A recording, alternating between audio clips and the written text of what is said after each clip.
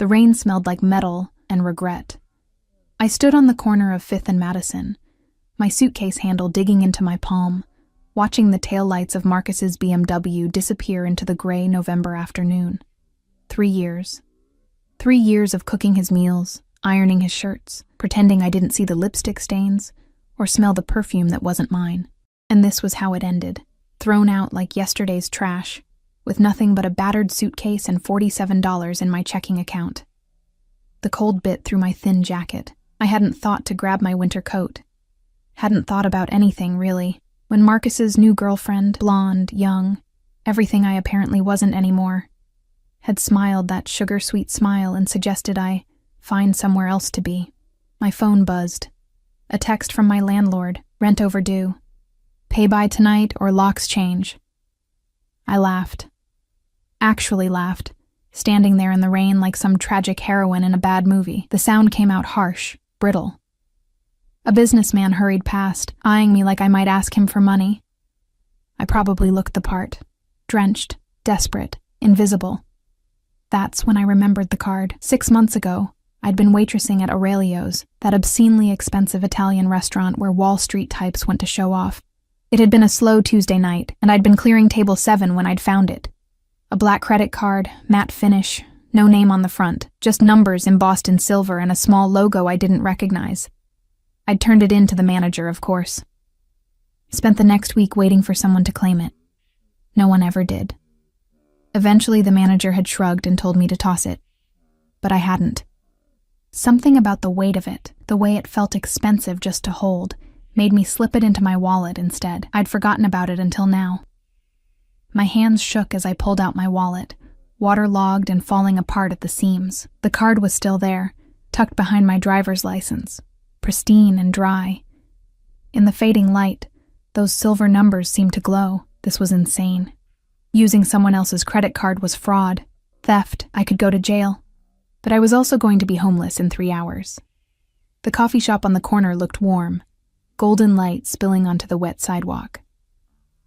Through the window, I could see people hunched over laptops, sipping overpriced lattes, living normal lives. Safe lives. I went inside. The warmth hit me first, then the smell. Coffee, cinnamon, something sweet baking in the back. My stomach growled. I couldn't remember the last time I'd eaten. This morning? Yesterday? The barista was young, probably college, with purple hair and kind eyes. She smiled at me, and I almost cried.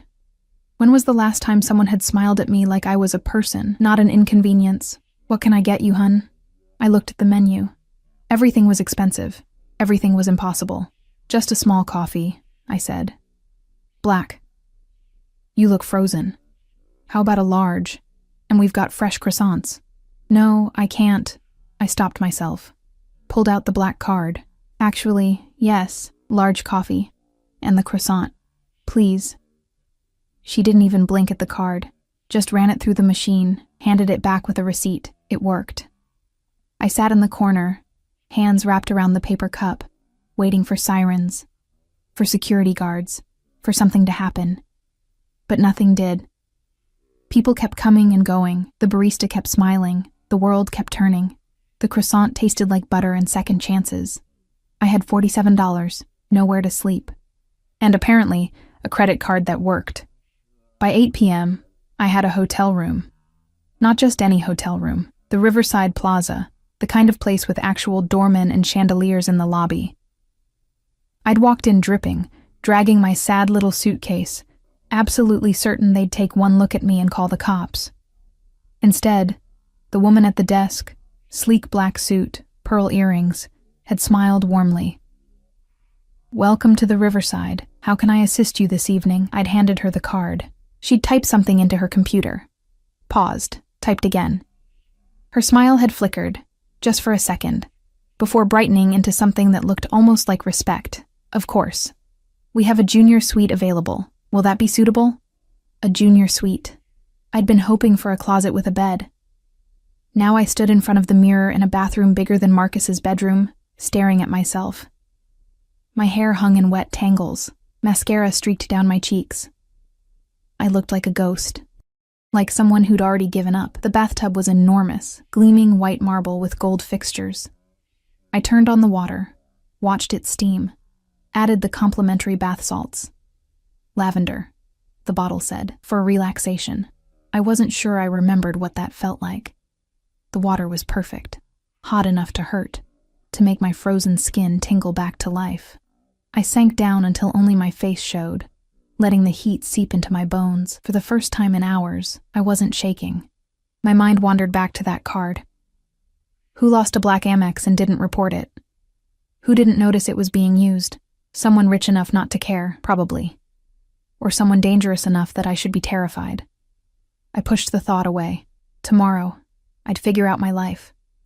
Tomorrow, I'd find a real job, a real place to live, a real solution. Tonight, I just needed to survive. I was toweling off when my phone rang. Unknown number.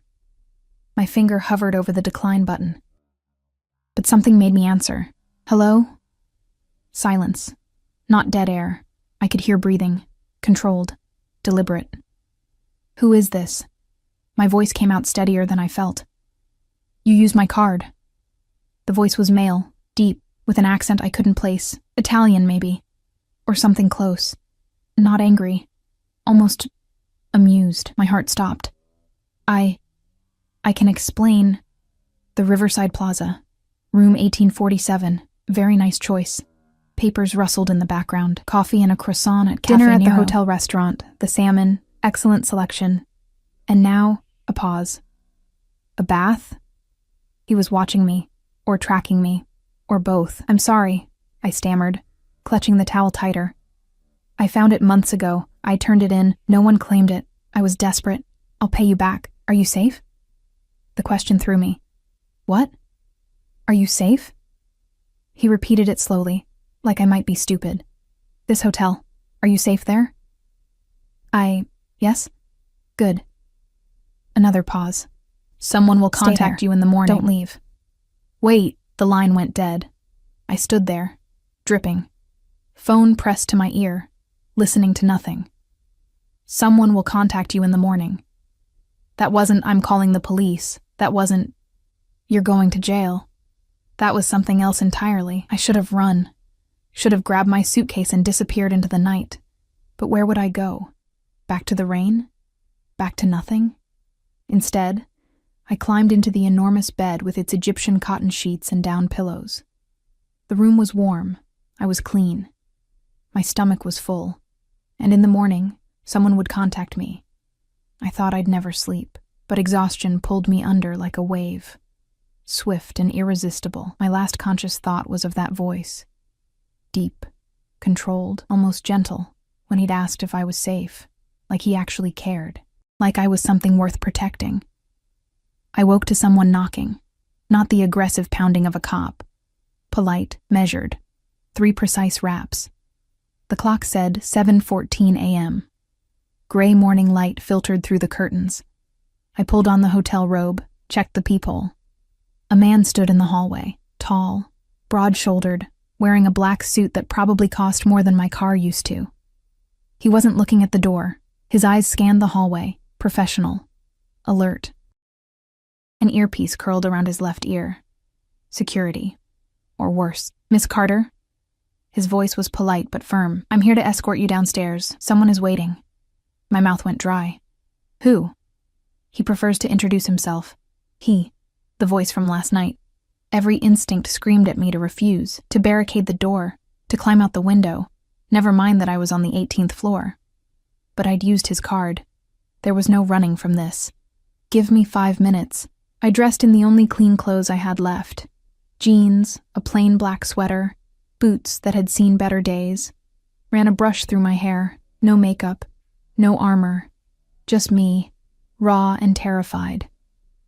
The man in the hallway said nothing as I emerged. Just gestured toward the elevator, then followed 3 steps behind. Close enough to grab me if I bolted. Far enough to seem almost respectful. The elevator was mirrored. I watched our descent, watched myself looking small and pale next to this mountain of a man. Watched the numbers drop, 18, 17, 16, counting down to whatever waited below. We didn't stop at the lobby. We went down. Sub-level parking.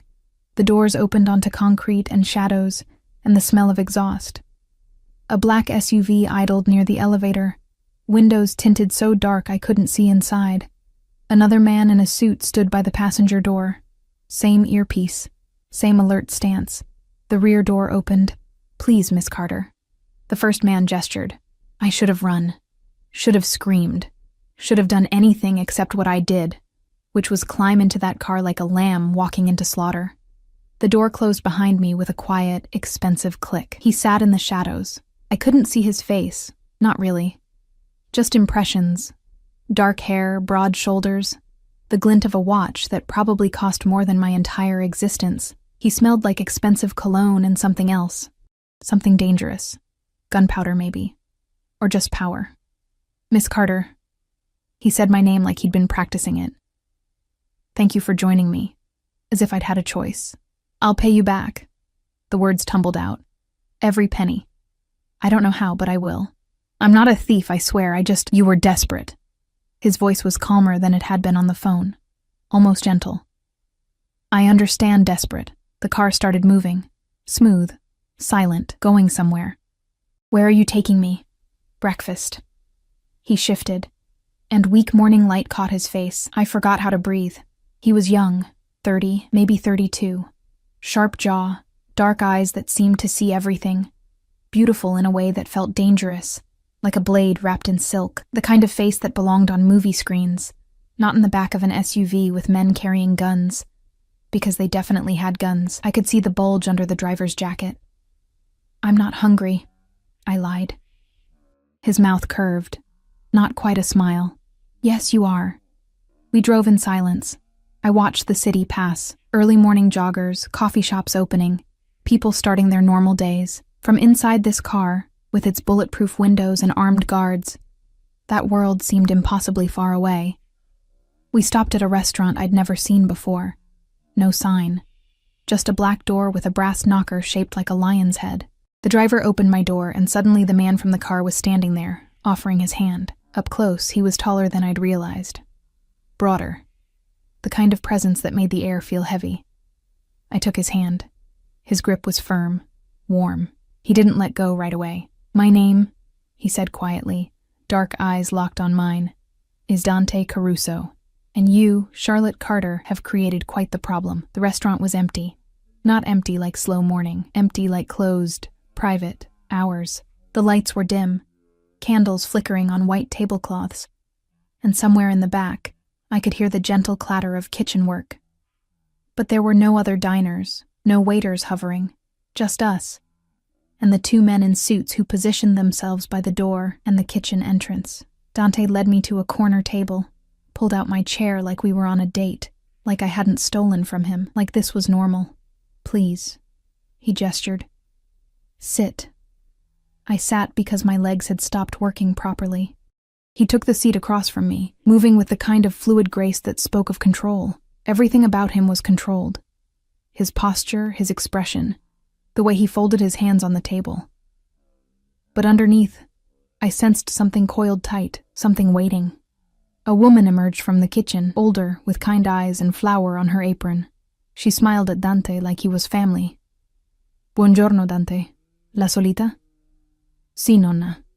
E porta qualcosa per la signorina, ha fame." She looked at me, and her smile softened.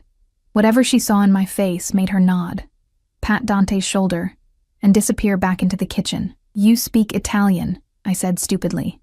"My grandmother's restaurant." He gestured around us. "We're not open yet. I thought you might prefer privacy for this conversation." "Privacy. Right, privacy with armed guards. I really will pay you back." I started again, but he raised one hand. "Tell me what happened." "What?" "Yesterday. Tell me why you were standing in the rain with a suitcase, looking like the world had ended." The question was so unexpected, so genuine, that I felt tears prick my eyes. I blinked them back furiously. I'd cried enough. Does it matter? Yes. That one word. So simple, so certain. Like I mattered. Like my story mattered. I told him. I don't know why. Maybe because I had no one else to tell. Maybe because those dark eyes seemed to actually listen. I told him about Marcus, about the affair, about being thrown out with nothing, about the overdue rent and the $47 and the rain that smelled like metal. I didn't tell him about feeling invisible, about feeling used up and thrown away. He seemed to hear it anyway. When I finished, his jaw was tight. His hands, still folded on the table, had gone white at the knuckles. His name, Dante said quietly. This Marcus. His last name. Why? Tell me. Something in his voice made me answer. Brennan, Marcus Brennan. He pulled out his phone, not an iPhone, something sleeker, more expensive, and typed one-handed. Sent a message. Put it away. What are you doing? Nothing you need to worry about. The woman, Nonna, returned with food. Espresso in tiny cups, warm bread, olive oil, tomatoes that smelled like summer, then plates of eggs, crispy pancetta, roasted potatoes with rosemary. The scents made my head spin. Eat, Dante said.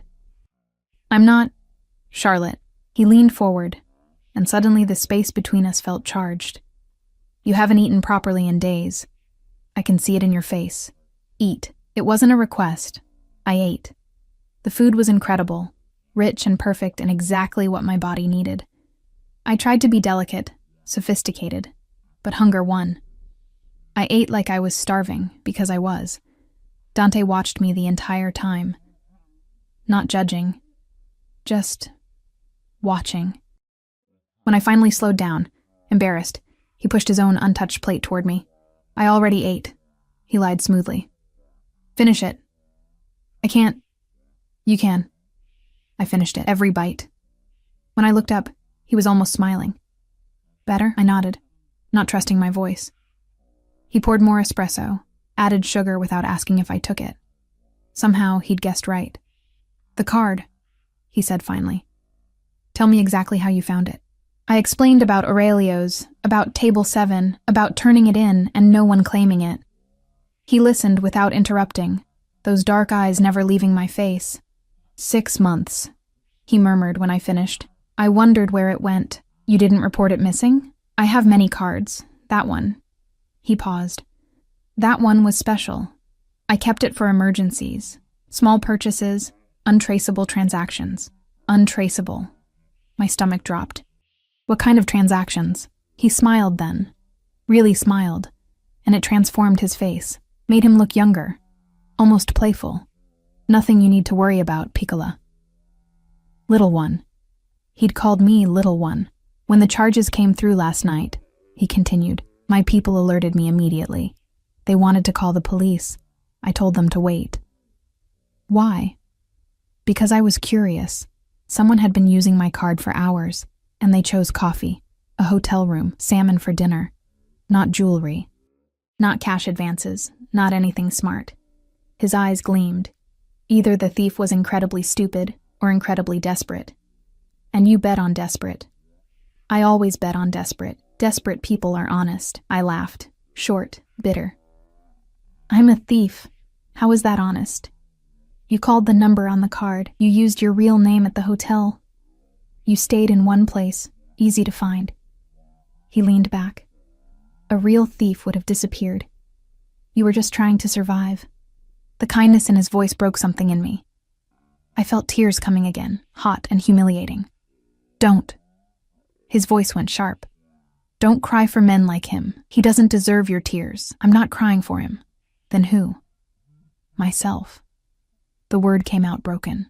I'm crying for myself, and how stupid I was to waste 3 years on someone who threw me away like garbage.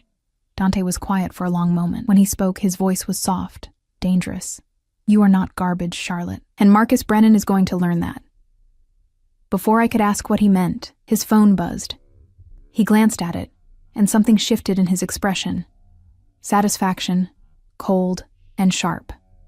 What? Marcus Brennan, investment banker at Whitmore & Associates. Apartment on the Upper West Side, parents in Connecticut. Currently in his office, arguing with his girlfriend about, he scrolled, wedding venues. My blood ran cold. How do you know that? I know everything. He said it so simply, like it was obvious. Like having someone's entire life at his fingertips within minutes was normal. "Who are you?" I whispered. Dante set down his phone, laced his fingers together, and looked at me with those bottomless dark eyes. "I think you already know." I did. Somewhere in the back of my mind, I'd known since the armed guards, since the untraceable card, since the way everyone treated him like he could end them with a word. "Mafia," I breathed. Such an ugly word. His mouth curved. "I prefer businessman. You're a criminal. I'm a man who handles problems, and right now, Charlotte, you have a problem." "What problem?" "You have nowhere to go, no money, no job, and you used my card, which means you're on my radar. You've been seen with my people, been in my car. Anyone watching me now knows you exist." The implications settled over me like ice water. "Are people watching you?" "Always." He said it like it was normal, like having enemies was just another Tuesday. "Which means, whether you like it or not, you're in danger." My hands started shaking. I pressed them flat on the table. "I didn't ask for this." "No, but it's happening anyway." He reached across the table, covered my hand with his. His palm was warm, calloused. "I can protect you." "Why would you?" "Because you made me curious. Because you used my card to buy coffee and salmon instead of running. Because—" He paused, something flickering across his face. "You remind me that not everyone in this world is out to take what they can get." His thumb brushed across my knuckles. The touch was gentle, almost reverent. "I don't understand." "You will." He released my hand, stood. "Come, I have something to show you." We drove for 20 minutes, deeper into the city, to a neighborhood I recognized but had never entered. Old buildings with new security systems. Streets that looked normal but felt watched. The SUV stopped in front of a brownstone. Elegant, expensive, discreet. The kind of place that cost millions and never had a for sale sign. "Where are we?" "Somewhere safe." Dante opened my door himself this time, offered his hand again. "Trust me." I didn't, but I took his hand anyway. Inside, the brownstone was beautiful. High ceilings, original molding, furniture that looked like art. But there was something else. Cameras in corners, reinforced doors, windows that were definitely bulletproof. A fortress disguised as a home. "This is yours?" I asked. "One of many. This one is quieter, safer." He led me up a curved staircase to the second floor, opened a door. "This room is yours, for as long as you need it." The bedroom was gorgeous. King bed with soft gray linens, windows overlooking a private garden, an attached bathroom with heated floors. On the dresser sat shopping bags. Designer labels I recognized from magazines. "What is this?" "Clothes, toiletries, everything you need." He stayed in the doorway, careful not to enter. "I had someone estimate your size. If anything doesn't fit, tell me." I turned to face him. "Why are you doing this?" "Because you need help. You don't help people out of kindness. Not in your world." His smile was sharp. "No, we don't." "Then what do you want from me?" He moved then, crossed the room in 3 strides, stopped close enough that I had to tilt my head back to meet his eyes. This close, I could see flecks of gold in the dark brown. Could smell his cologne, cedar, and something spicy. "I want," he said softly, "to know why someone who found my card 6 months ago waited until she was desperate to use it. I want to know why you didn't run when you had the chance. I want to know—" His hand came up, fingers brushing my cheek so gently I barely felt it. "Why you make me want to burn down the world for making you cry." My breath caught. "You don't know me." "Not yet." His thumb traced my jawline. "But I will." Then he stepped back, hands in his pockets, all business again. "Rest. Shower, change. At 6, we're having dinner. Here, just us." He moved toward the door, paused. "The guards outside are for your protection. You're not a prisoner, Charlotte, but you're not safe alone. Not anymore. Because of you. Yes." He didn't apologize. "Because of me." He left, closing the door softly behind him. I stood there, surrounded by luxury I hadn't earned, wearing clothes that smelled like rain and regret, and wondered what I'd stumbled into. My phone buzzed. A text from an unknown number. "The room is secure. You're safe. Rest. D. I should have been terrified. Should have called the police. Should have done anything except what I did, which was collapse on that perfect bed and sleep like the dead, knowing that for the first time in days, someone was watching over me, even if that someone was dangerous. Even if he scared me more than anything else. I woke to golden afternoon light and the smell of jasmine. For a moment, I forgot where I was. Then memory crashed back. Dante, the card, this beautiful cage. I sat up, disoriented, and realized someone had covered me with a blanket, soft cashmere, the color of cream. He'd been in here while I slept. The thought should have terrified me. Instead, something warm and confusing bloomed in my chest. I showered in that ridiculous bathroom with its rainfall showerhead and heated tiles, using products that probably cost more than my monthly salary used to. The hot water felt like absolution, washing away yesterday's fear. I emerged feeling almost human. The shopping bag sat on the bed like a challenge. Inside, jeans that fit perfectly, soft sweaters in jewel tones, a black dress that looked simple until you touched it and realized it was silk, underwear.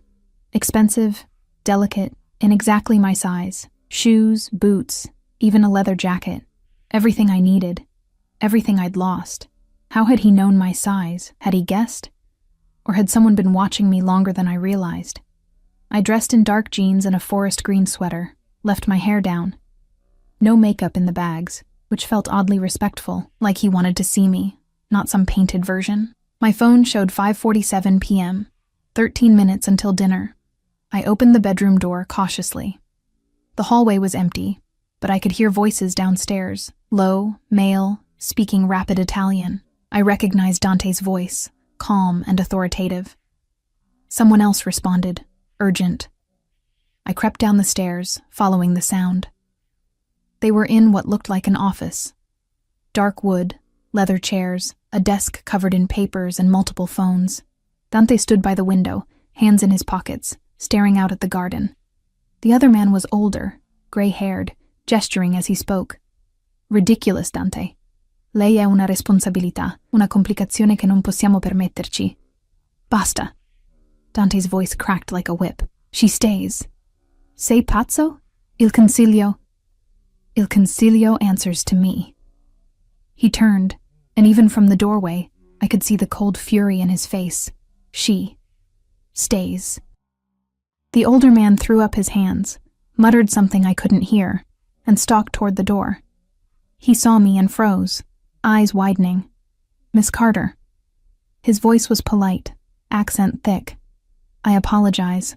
We didn't realize you were awake. It's fine. I stepped aside to let him pass. He nodded stiffly and left, footsteps echoing through the house. Dante watched me from across the room. His expression had shifted, the fury gone, replaced by something softer, almost apologetic. You speak Italian, I said. You already knew that. I didn't know I was a liability. He moved toward me slowly, like approaching a spooked animal. Marco is cautious. He's been with my family for 30 years. He worries. About me? About what you represent. Dante stopped a few feet away. Change, unpredictability, things we can't control. And you? Do I worry you? His mouth curved. Terrify me, actually. The admission hung between us, surprisingly honest. Dinner's ready, he said finally. Come. The dining room was intimate, a small table set for two, candles already lit, wine breathing in a crystal decanter. Through the windows, I could see the garden, lit with soft lights that made it look magical. Dante pulled out my chair again, that old-world gesture that felt both protective and possessive. You don't have to do that, I said. I know. He took his own seat across from me. I want to. The food came in courses, brought by a woman who smiled at me like I was expected, like I belonged. Salad with pears and gorgonzola. Pasta so delicate it melted on my tongue. Lamb that fell apart at the touch of a fork. We ate in silence for a while, not uncomfortable, just waited, like we were both trying to figure out what to say. Tell me about your family, Dante said finally. Why? Because I want to know you. I set down my fork. There's not much to tell. My parents died when I was 19. Car accident, no siblings. No aunts or uncles who gave a damn. I've been on my own since then. Something flickered in his eyes. I'm sorry. Don't be. It was a long time ago. I took a sip of wine. Expensive, complex. Nothing like the cheap stuff Marcus used to buy. What about you? Besides Nonna. Large family. Too large sometimes. He smiled, but it didn't reach his eyes. 4 brothers. 2 sisters. Cousins everywhere. Everyone with an opinion about how I should run things. Things. You mean your business? Yes. Which is? Importing. Exporting. Investments. He said it smoothly, rehearsed. Legitimate operations mostly. Mostly. He didn't apologize for it.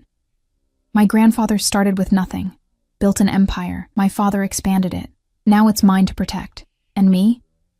How do I fit into protecting your empire? Dante was quiet for a long moment, studying his wine glass. You don't, he said finally. That's the problem. I don't understand. You're a loose end, Charlotte. In my world, loose ends get cut. He looked up, eyes intense. But I don't want to cut you. He stopped himself. I need to figure out what to do with you. You could let me go. No. The word was flat. Absolute. I can't. Why not? Because you used my card. Because you're on cameras. In my car. In my house. Because there are people who watch me who would see a vulnerability and exploit it. He leaned forward. Because the moment you walked into that coffee shop with my card, you became mine to protect. I'm not yours. Not yet. He said it the same way he'd said it this morning. Like it was inevitable. Like I'd already agreed to something I didn't understand. My hands clenched in my lap. I'm not some possession. No, you're not. He reached across the table, covered my hand with his. You're something much more complicated. His phone buzzed. He glanced at it, and his expression darkened. What? Marcus Brennan just filed a police report. Says his ex-girlfriend stole from him and is making threats. My blood went cold. What? I know. He's covering his tracks, making sure if you try to come back for your things, you'll be arrested. Dante's jaw tightened. Smart man. Cruel, but smart. He can't do that. He just did. Dante stood, pulled out his phone, made a call. Marco, I need you to handle something. I listened as he gave rapid instructions in Italian. When he hung up, his expression was calm, but his eyes burned. What did you just do? Fixed it. By morning, Marcus will discover some irregularities in his accounts. Tax issues. Nothing criminal, just complicated. Enough to keep him busy and make him drop any charges against you. I stood, chair scraping back. You can't just ruin someone's life because he ruined yours. Dante moved around the table, close but not touching. Yes, Charlotte, I can, and I will. That's not justice. No, it's protection. His hand came up, cupped my cheek. He threw you out. Made you desperate enough to use a stranger's card. Filed false charges to cover his own guilt. Why do you defend him? I'm not defending him. I'm saying this isn't right, right? His laugh was bitter. There's no right in my world. There's power, and there's weakness. I won't let you be weak. I can take care of myself. Can you? He stepped closer, crowding me gently against the table. Where will you go, Charlotte? Back to the street? Another hotel room you can't afford? Maybe find another man who'll use you and throw you away when something better comes along. His words stung, because they were true. I'll figure it out. Or, his other hand came up, framing my face, forcing me to meet his eyes. You stay here. Let me handle Marcus. Let me keep you safe. And what do you get out of it? Time. To figure out why I can't stop thinking about you. His thumb brushed my lower lip. Why the thought of you hungry and cold makes me want to burn the world down. Why I want to wrap you in silk and lock you away where nothing can hurt you. My breath caught. That's insane. Yes. He smiled, dark and dangerous. I told you, you terrify me. We stood there. his hands on my face, my heart racing. The moment stretched, taut as a wire. Then his phone rang. He stepped back, released me, answered it. See? His expression changed. Alert. Sharp. Quando? Dove. No, stay there, I'm coming. He hung up, already moving toward the office. What's wrong? Business. I need to handle something. He paused at the door. Stay here. Don't leave the house. The guards will keep you safe. Dante, promise me, Charlotte. Don't leave. Something in his voice made me nod. He left. I heard voices, movement, then the sound of cars pulling away. The house fell silent except for the tick of a clock somewhere.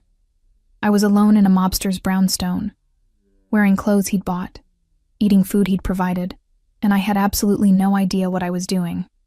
I explored, carefully, expecting someone to stop me, but the guards stayed outside. The house was beautiful, more art than I'd ever seen, books in multiple languages, photographs of people who looked like Dante. Family. Normal, smiling, like they weren't part of something dark and dangerous. In the office, I found the papers on his desk, contracts mostly, in English and Italian. Some looked legitimate, shipping manifests, import licenses. Others used words I didn't understand. One folder caught my eye. My name on the tab.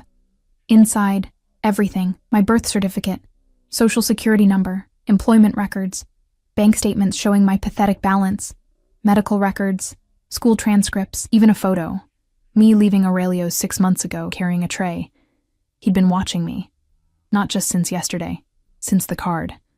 I should have been furious, should have felt violated, but mostly, I felt something else. Seen. For 6 months, while I'd been invisible to everyone else, Dante Caruso had been paying attention.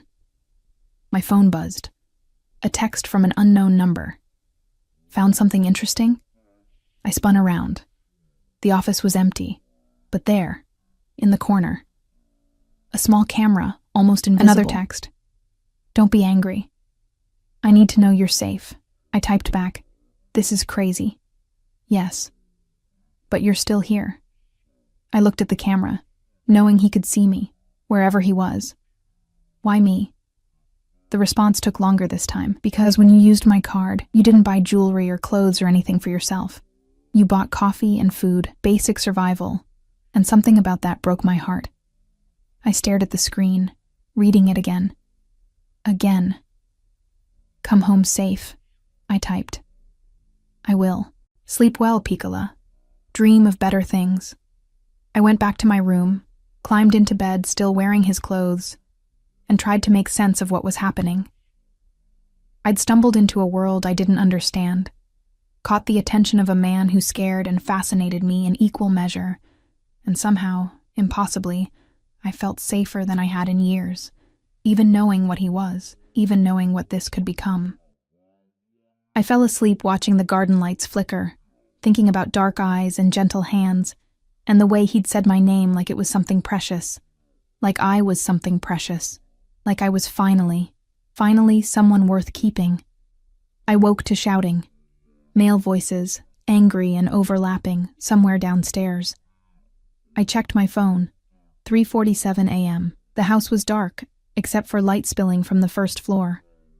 I should have stayed in bed. Should have pulled the covers over my head and pretended I heard nothing. Instead, I crept to the stairs. Cannot continue like this. Marco's voice, furious. She is a distraction, a weakness. The Valentinos already know. I don't care what the Valentinos know. Dante sounded exhausted. This isn't their concern. Everything is their concern when you make it this obvious. Another voice, younger. You brought her here. To one of our safe houses. Everyone's talking. Let them talk. Dante. A woman's voice now, sharp with worry. Marco's right. This girl, whoever she is, she's putting you at risk, the family at risk. You can't protect her and run an empire. Watch me. Silence. Then Marco again, quieter. Your father would never have... The sound of something slamming, a hand on a table maybe. My father is dead. I make the decisions now. More silence. Then footsteps. People leaving. A door closing. I started to retreat, But Dante's voice stopped me. You can come down, Charlotte. I know you're listening. Caught. I descended slowly. He stood alone in the office, still wearing the suit from earlier. Tie loosened, looking like he'd aged 10 years. Blood stained his knuckles. You're hurt. I moved toward him without thinking. It's not mine. He said it so casually, like coming home with someone else's blood on your hands was normal. I should have been horrified, should have run. Instead, I found myself reaching for his hand, examining the split skin. You need to clean this. It's fine. It's not fine. Where's your first aid kit? He stared at me like I'd spoken another language. Then, impossibly, he smiled. Bathroom, upstairs, second door on the left. I found it. A medical kit more extensive than anything I'd seen outside a hospital. Gauze, antiseptic, even surgical supplies. I tried not to think about why he'd need those. Back in the office, Dante had removed his jacket and rolled up his sleeves. I saw more scars, old ones, pale against his olive skin. A life written in violence. Sit. I gestured to the desk chair. He obeyed, watching me with those dark eyes as I cleaned his knuckles. The antiseptic made him hiss slightly, but he didn't pull away. What happened tonight? I asked quietly. Business. The kind that ends with blood on your hands? Yes. I wrapped his knuckles carefully, the way I'd learned when my mother used to patch up my father after his construction accidents, a lifetime ago. The people earlier, I said. They want you to get rid of me. Yes. Why haven't you? His good hand came up, tucked a strand of hair behind my ear. The gesture was so gentle, so at odds with the blood I'd just cleaned off. Because I'm selfish. Because I want what I want. And damn the consequences. His fingers trailed down my neck, rested against my pulse. Because your heartbeat quickens when I touch you. And that makes me feel something I haven't felt in years. What? Human. The word hung between us, raw and honest. I'm not some experiment in humanity, I whispered. No. You're something much more dangerous. He pulled me closer, until I stood between his knees. You're someone I could lose myself in. Someone who makes me forget that I'm supposed to be a monster. You're not a monster. You don't know what I've done, what I'm capable of. Then tell me. He was quiet for a long moment, studying my face like he was memorizing it. My father built this family on blood. Literal blood. He was brutal. Effective, but brutal. When he died 5 years ago, I inherited everything. The business, the enemies, the expectations. His thumb brushed across my wrist. Everyone expected me to be like him, cruel, merciless. And for a while, I was, because that's what survival required. And now? Now I'm tired. Tired of the violence, the paranoia, never trusting anyone, never letting anyone close. He met my eyes. Until you. You don't know me. I know enough. I know you worked 3 jobs to take care of a man who didn't deserve you. I know you turned in my card instead of using it immediately. I know you cry for yourself, not for pity. I know. His hand slid up to cup my face. You're braver than you think you are. I should have stepped back, should have maintained distance. Instead, I leaned into his touch. This is crazy, I breathed. Yes. He pulled me down until I was sitting on his lap, my hands braced against his chest, completely insane. His heart thundered under my palm, fast, nervous, like mine. Everyone thinks you're a weakness, I said. Everyone's right. His forehead pressed against mine. You are my weakness, Charlotte Carter. And I don't care. You should. Probably. His lips brushed my temple. But I've spent my entire life doing what I should. Making the smart choice, the safe choice. And it's made me empty. I'm not the answer to that. Maybe not. But you're something. His hand slid into my hair. You're hope. You're proof that not everything in my world has to be dark. I pulled back enough to see his face. In the dim light, he looked younger, vulnerable, almost fragile. What do you want from me, Dante? Everything. Nothing. He laughed, the sound broken. I want to keep you safe. I want to know everything about you. I want to wake up and know you're here. He stopped, jaw tight. I want things I have no right to want. Like what? His eyes burned. Like keeping you, making you mine. Building something with you that isn't based on fear or obligation or strategy. His thumb traced my lower lip, like kissing you until you forget every man who came before me. My breath caught. Dante, tell me to stop. Tell me this is wrong, that I'm moving too fast, that you don't feel it too. Tell me, and I'll let you go. I should have told him all of those things. Instead, I kissed him. It was tentative at first, barely a brush of lips, testing. But then his hand tightened in my hair, and he deepened the kiss with a hunger that stole my breath. He tasted like whiskey and mint, and something indefinably him. His other hand splayed across my lower back, pulling me closer, until there was no space between us. The kiss was everything, desperate and gentle, claiming and questioning, like he was pouring everything he couldn't say into the press of his mouth against mine.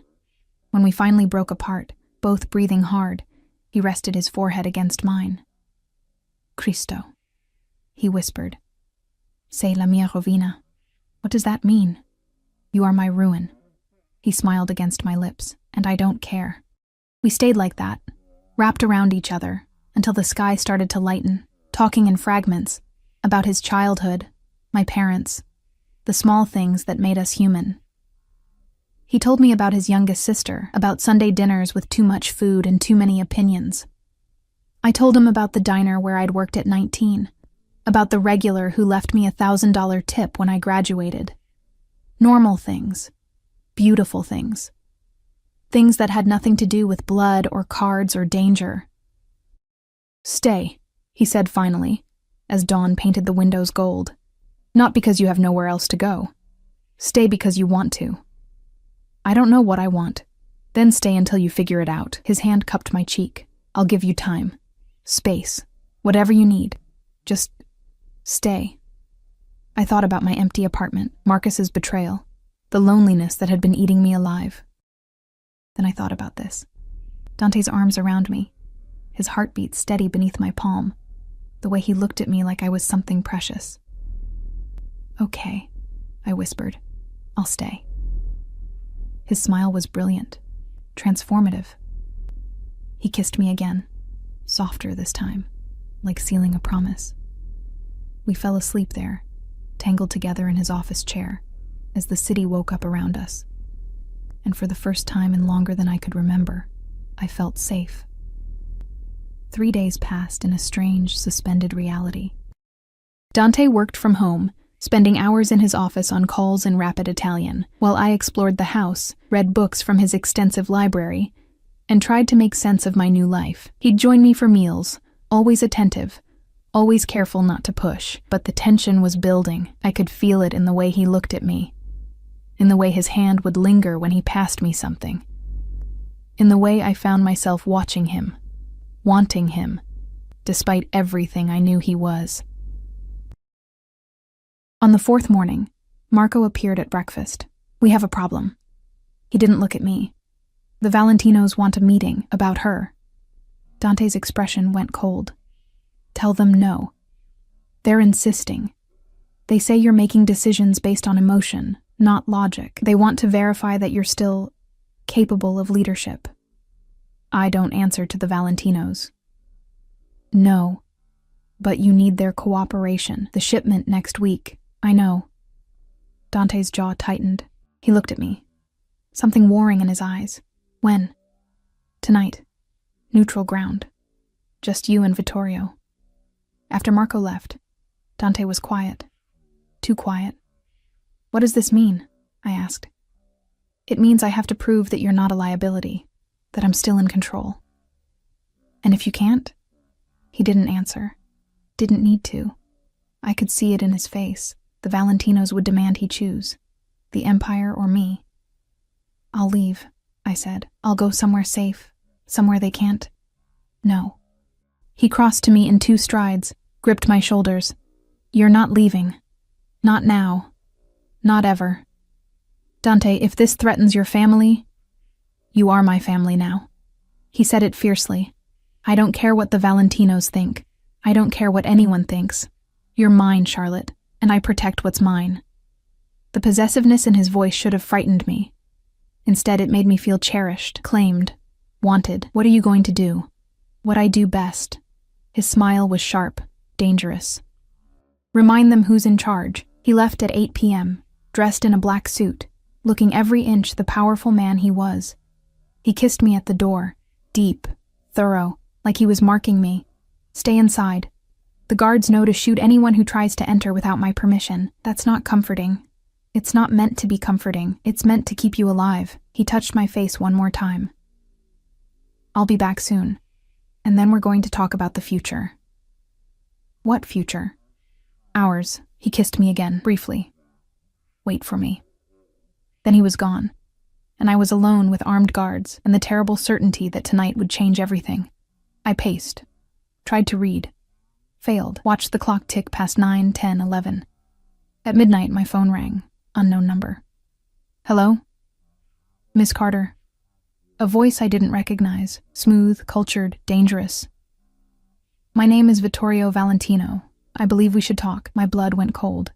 How did you get this number? I know everything about you, Cara. Where you work. Where you're from. The name of your kindergarten teacher. He paused. And I know that right now, you're standing in Dante's house, making him weak. I don't know what you... Don't insult my intelligence. Dante Caruso is in love with you. It's written all over him. And love makes men stupid. Papers rustled. Here's what's going to happen. You're going to leave. Tonight. Disappear. I'll provide money, a new identity, whatever you need. In exchange, you let Dante get back to being the leader we need. And if I refuse, then people die. Maybe Dante's sister, maybe his nephew, maybe Dante himself. Your choice.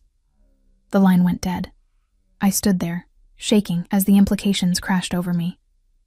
Vittorio was right. I was Dante's weakness, and in his world, weakness got people killed. I looked around the beautiful house, thought about Dante's smile, his gentle hands, the way he made me feel seen. Then I thought about his family, his empire, everything he'd built, and I knew what I had to do. I packed quickly, just the essentials in a small bag. Left the expensive clothes, the jewelry he'd tried to give me yesterday. Took only what was mine. The hardest part was the note. Dante, I'm not strong enough for your world. I'm sorry. Please don't look for me. See a lie. All of it. But he'd believe it. He'd think I was just another person who'd abandoned him, and maybe that would make it easier. Maybe he'd move on. Find someone suitable. Someone who could stand beside him without making him vulnerable. The guards were at the front and back doors. But there was a third exit, the garden door from the kitchen, leading to a side alley. I'd noticed it days ago. Always unlocked, probably for staff. I slipped out at 1:30 a.m. into the cold November night. The streets were empty, dangerous. I had $40 left, enough for a bus ticket, maybe a cheap motel. I'd figure out the rest later. I always did. I'd made it 3 blocks when the car pulled up beside me. Black SUV, tinted windows. My heart stopped.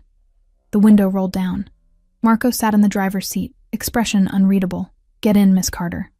I can't. I won't let him. He's not in the car. Marco's voice was tired. Please, just get in. Something in his tone made me obey. We drove in silence. Not back to the brownstone, somewhere else.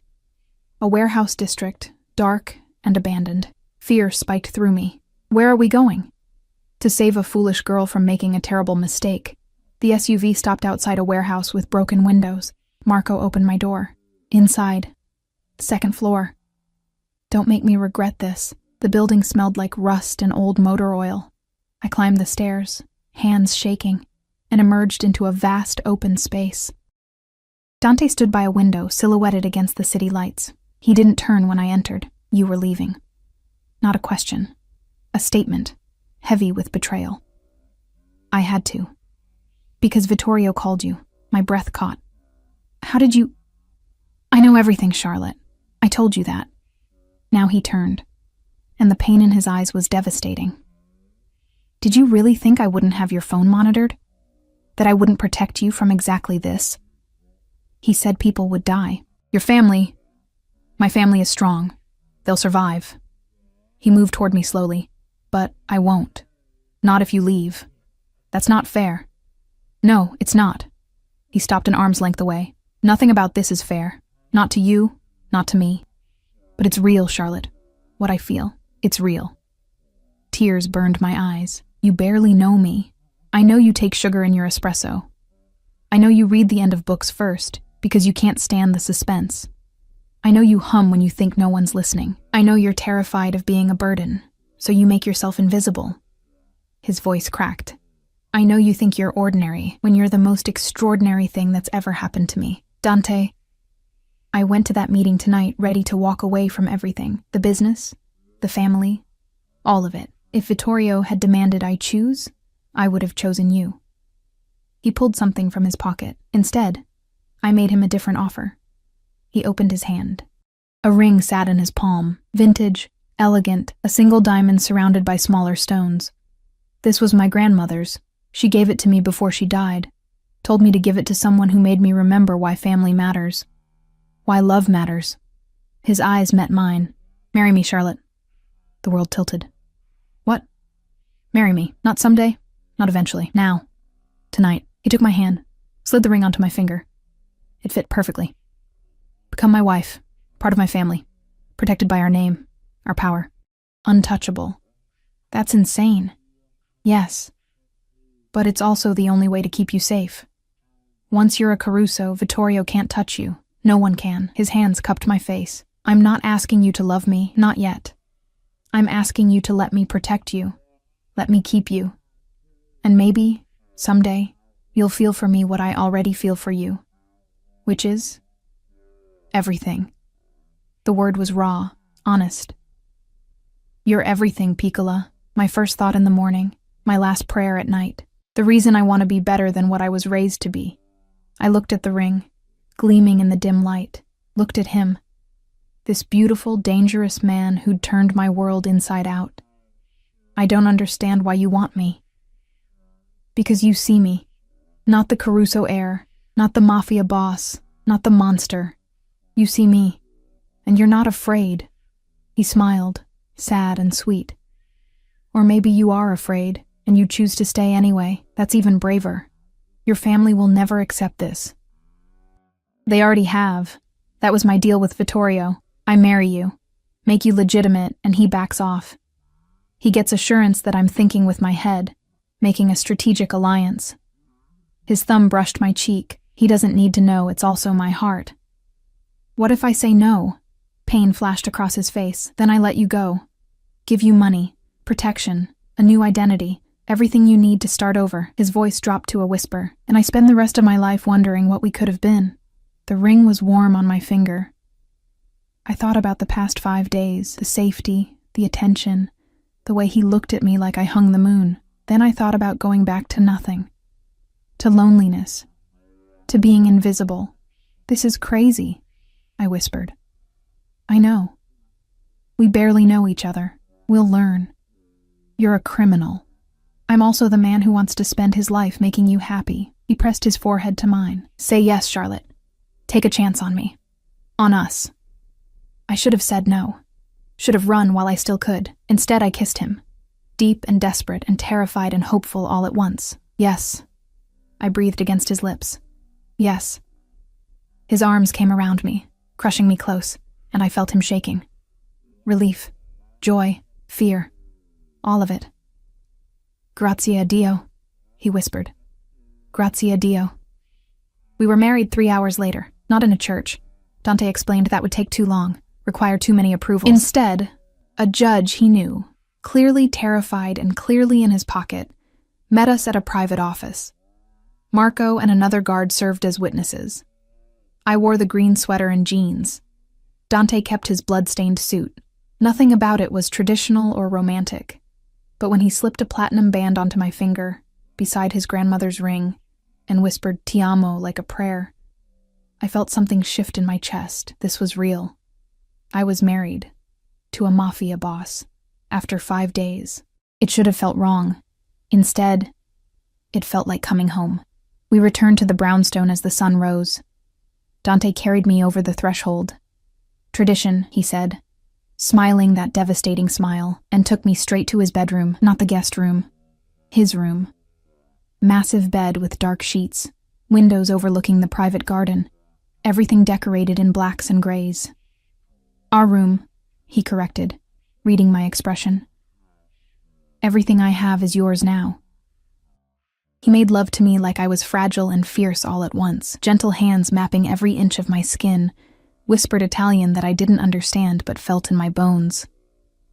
When I cried, overwhelmed by sensation and emotion, he kissed away my tears and held me like I was the most precious thing in his world. Afterwards, wrapped in his arms, I felt the weight of the ring on my finger. "What happens now?" I asked. "Now?" He kissed my temple. "Now I introduce you to my family. Show the world that Charlotte Caruso is under my protection." His hand splayed possessively across my stomach. "And we build a life. Just like that. Just like that." He pulled me closer. "You're mine now, Mowgli Mia, my wife. And I take care of what's mine." The possessiveness should have bothered me. Instead, after years of being invisible, it felt like being seen, being claimed, being wanted. What about Marcus? The question slipped out before I could stop it.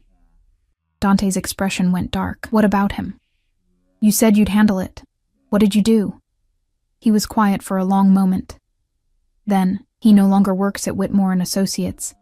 His apartment lease was terminated, his bank accounts are frozen pending investigation, and his new girlfriend left him when certain photographs surfaced. Dante. He threw you out in the rain, Charlotte. Filed false charges. Tried to erase you. His eyes met mine, unapologetic. I simply showed him what it feels like to lose everything. I should have been horrified, should have protested, but something small and vindictive in me felt satisfied. "Thank you," I whispered. His smile was sharp. Always. The days that followed were a whirlwind. Meeting Dante's family, his sisters who eyed me suspiciously before his youngest, Sophia, pulled me aside and whispered, "Thank God. He's been so lonely." His brothers, formal and assessing, until the middle one, Luca, winked and said, "She's brave. I like her." Sunday dinner at Nonna's, where she hugged me tight and whispered in Italian. Dante translated later. "She said I look at you the way Nono looked at her. Like you're my whole world." Learning to navigate his world. The politics, the careful words, the guards who followed us everywhere. Learning when to speak and when to stay silent. Learning to read Dante's moods, the small tells that meant danger, or stress, or need. He was patient with all of it, teaching me Italian phrases, showing me his businesses, the legitimate ones at least, including me in decisions about the house, about dinners, about everything. "You're not just my wife," he said one night, pulling me onto his lap in his office. "You're my partner. Your voice matters." 3 months later, I stood in Nonna's restaurant, helping prepare for Sophia's engagement party, and realized I was happy, genuinely, impossibly happy. I had a family, a purpose, a man who loved me so completely it sometimes took my breath away. Yes, his world was dangerous. Yes, there were still threats, Vittoria watching from a distance, other families testing boundaries. Yes, I sometimes woke from nightmares about men with guns and blood on white marble, but Dante was always there, pulling me close, whispering promises in Italian until I calmed. "Sei al sicuro," he'd murmur. "Sei mia, sei amata." You're safe, you're mine, you're loved, and I was. All of those things. "Charlotte?" Sophia appeared beside me, gorgeous in a red dress. "Dante's looking for you." I found him in the garden, standing by the fountain, staring at nothing. "Hey." I slipped my hand into his. "What's wrong?" He looked down at me, and something in his expression made my breath catch. "Nothing's wrong. Everything's right. That's what terrifies me." He pulled me close. "I keep waiting for it to end, for you to wake up and realize you married a monster, for something to take you from me. Dante, I love you." He said it fiercely. "I know we did this backwards, married first, fell in love later. But I love you, Charlotte, so much it scares me." Tears blurred my vision. I think I have since you asked if I was safe. Since you looked at me like I mattered. He kissed me then, deep and desperate, like I was air and he'd been drowning. When we finally broke apart, I pressed my hand to his chest, feeling his racing heart. I was so lost, I whispered, standing in the rain with nothing, and then I found your card, and it led me to you. Maybe it was fate, maybe it was luck, but I'm here now, and I'm not going anywhere. Promise me. I promise. I stood on my toes, kissed him softly. You're stuck with me, Dante Caruso, for better or worse, till death do us part. His smile was brilliant, transformative. He swept me up, spinning me around while I laughed, and I realized this was what I'd been searching for my entire life. Not money or security or even love exactly, belonging. I belonged here, with him, in this strange, dangerous, beautiful world we'd built together. That night, as we lay tangled together in our bed, Dante's hand resting on my stomach, where our future might someday grow, I thought about the girl I'd been, lost, invisible, desperate. She'd used a stranger's card and accidentally stumbled into a fairy tale. A dark, complicated, sometimes terrifying fairy tale. But mine. Ours. And I wouldn't trade it for anything. What are you thinking? Dante murmured, half asleep. That I'm glad Marcus kicked me out. Glad I was desperate enough to use your card. Glad everything fell apart so it could come together like this. He chuckled, the sound rumbling through his chest. I'm glad I forgot my card at Aurelio's. Glad you found it. Glad you waited 6 months to use it. He kissed my hair. Glad you walked into my life and turned everything upside down. No regrets? Not one. His arms tightened around me. You're the best thing that's ever happened to me, amore mio. My unexpected blessing. My salvation. I smiled against his skin. That's very dramatic. I'm Italian. We're dramatic about love. We fell asleep like that, wrapped around each other, safe and warm, while the city hummed outside our windows, and guards patrolled our garden, and somewhere, in the darkness, the empire Dante had built continued to turn. But in our room, in our bed, in our little piece of eternity, there was only us, two broken people who'd found each other in the most unlikely way. And somehow, impossibly, made each other whole. The rain that had once smelled like metal and regret now tapped against our windows like a lullaby, washing away the past, blessing the future, and I was finally home.